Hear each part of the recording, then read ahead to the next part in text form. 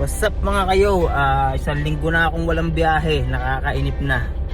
Buti na lang nagkabiyahe tayo ngayon, sobrang layo. Sobrang layo, kailangan ko atang magkape, magkobra. Sobrang layo, nakakapagod. Sige, ingat sa biyahe mga kayo. So yan, paalis na ako. Kondisyon na dapat ako.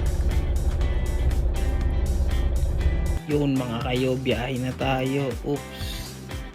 Kita nyo si Idol naka-hazard sabay biglang liliko. Crazy man.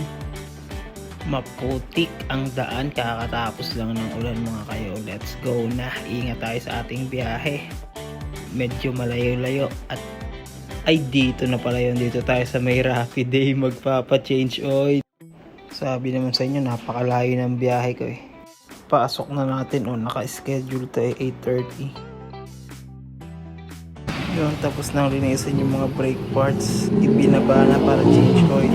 Yan mga kayo, dito muna tayo sa loob ng Rapid Day habang nag-iintay matapos. Yung may libreng kape nga pala, syempre magkakape ako. Adik ako sa kape. Yan mga kayo, tapos na yung biyahe ko. Balik na ako sa office, na change oil na. Kailan kaya may malayong biyahe? Baka naman. Yan, dito na ako sa office, nakapark na. Till next biyahe.